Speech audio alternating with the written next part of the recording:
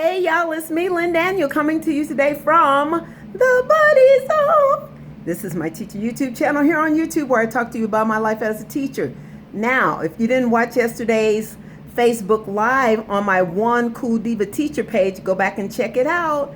Go to Facebook, or I'll put it in the description bar below. Okay, now first things first. You see my little lip? I had a little boo-boo this morning with my phone. It fell and hit me on the lip, and then this didn't. It was fine. My lip was fine until I got on the phone with the cable people for another 2 hours today, guys.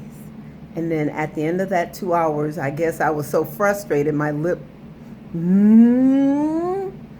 All right, so today I just quickly, this is like day 35 or 36 on my summer break series, teachers summer break series. I have lost count, so I will have to look at other videos that I've already posted to see what day it is, and I'll post it in the title. All right, so today has been spent, I spent a good 5 hours dealing with my connectivity issues with Cox Communications. I returned my well, I don't have a TV, so I returned the cable box. I saw on my bill where my bill increased $28, I think it was. 20 some odd dollars it increased each month to $100 a month. And I'm like, what is that? So I decided I would increase the speed of the internet and drop the cable. Well, I went in there after talking to them for an hour and a half yesterday and not getting anything done, and then another 15 minutes, and the lady recommending that, telling me, that, yeah, just take it back in tomorrow. Did that this morning. The guy was so nice. He was so reassuring, and then I got home and it just would not connect. But on the Cox Communications side, it looked like it was connected, but on my side, it wasn't connected. I don't know what was interrupting, what was interfering with it, and I still don't know. So it really tested my patience.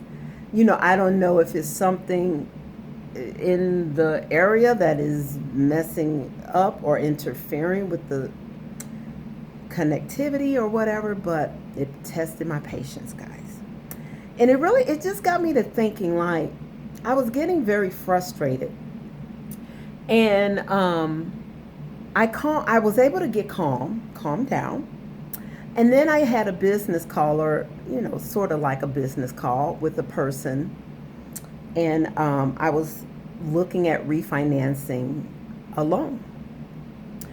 And so the person was talking to me and telling me some things, and then made the comment about, yeah, we checked such and such source to see if you're engaged in criminal activity, or not me personally, but to see if people are criminals or whatever.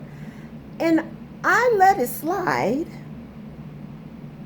But then after the conversation, and it started sinking in, like, why would this individual, this business person, make a comment to me, a consumer who has been with their establishment for over a decade, and who is a law-abiding, credible educator in the community, who has all credibility?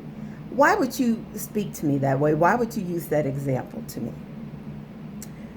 So why do you all think people do those types of things? Leave in the comment section if you've ever been inconvenienced, or slight remarks made to you, or things that appear to be microaggressions to you.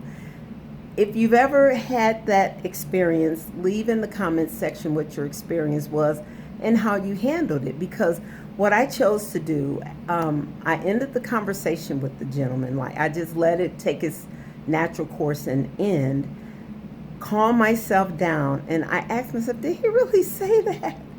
And then I called him back and I say, hey, this is, my name. When you get a chance, call me back, so I can ask him point blank. What did you mean when you said X, Y, Z? Because now it's important for me to advocate for myself and just ask a question. Like, you don't have to get angry and upset and yell and argue. Just ask a question and clarify. Make sure that things are what you imagine they are, or give people a chance to save face. And that's how I'm going to operate and move forward from here on out. Like, instead of getting all hyper emotional. Because one thing I will say, as a black woman, almost 60 years old, and having lived all of my life in the United States, I have noticed a trend from acceptance, or at least tolerance, to like I can't even think of a word, like intolerance, or even beyond that, towards black women in society, and especially within the last 10 years. And you know what I think lends to that? I think some of the social programming on TV lends to that. I think much of the those shows on TV with the loud women who are always fighting each other, arguing and bickering back and forth, I really personally believe that move towards that genre of TV programming about us, even though it generated a lot of income for individuals, and it put money in people's pockets, but the price that we are paying is social unacceptance and social intolerance, where people are quick to jump to disrespect a black woman nowadays. People are quick to, and have no qualms about it, Now, not all people, and not in every situation, but I'm just noticing that I have been noticing that it seems that way. And so my attitude about it then is to advocate for my own self, because you're not going to take somebody else's behavior and pin it on me just because we share a gender and we share an ethnicity, a race, or a culture, or whatever. Because, we're all Americans, most of those women on those shows. American women, right? Black in color. So they're from the African diaspora, the black places where black people live in the world, and they happen to end up here in America, or they were born here and their parents may be migrated from somewhere else. And so we share that,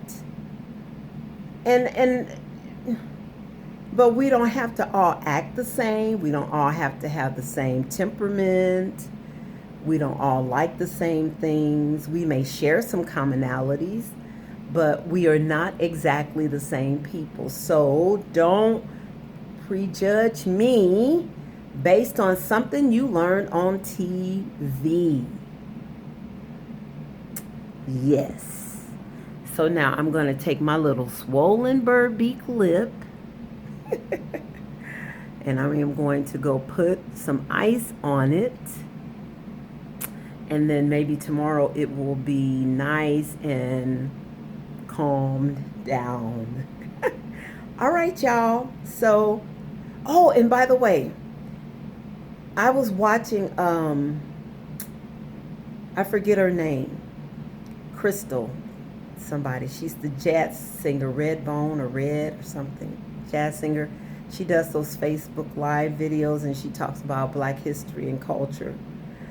And the reason I clicked on the video is because she said something like in the title, "You're not a second-class citizen." And I wanted to see what she was talking about, because in my mind I was thinking she's either talking, I know from her previous videos she's talking about blacks and probably the 4th of July, okay? And she was talking about, how even though historically, legislatively, we had no rights as American citizens, historically speaking, on July 2nd, 1964, with the acceptance, the passing, signing of the Civil Rights Act of 1964, we, Black Americans, were given all of our rights to vote, for education, to live where we wanted to live, all of it, And so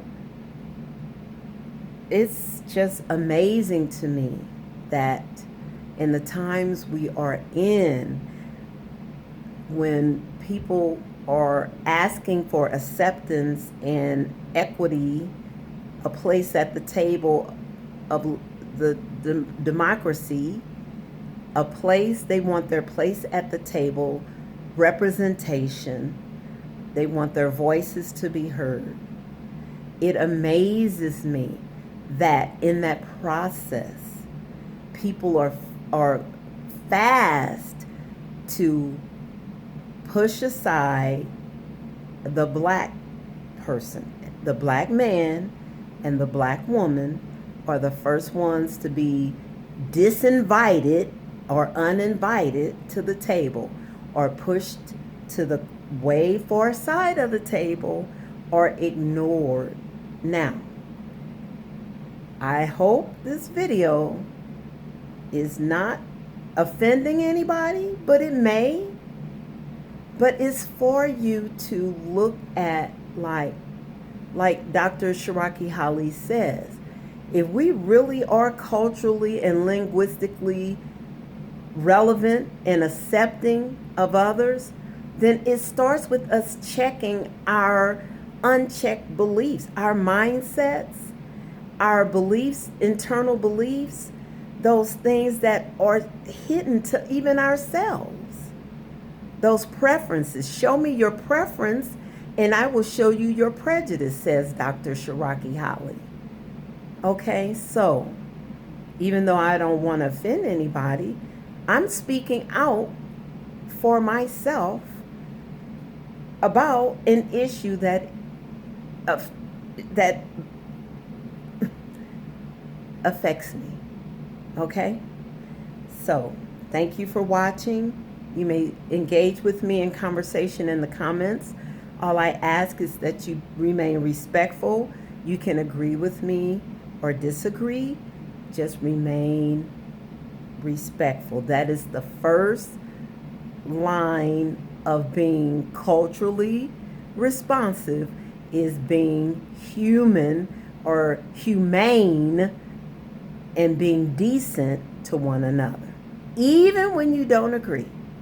All right, be blessed.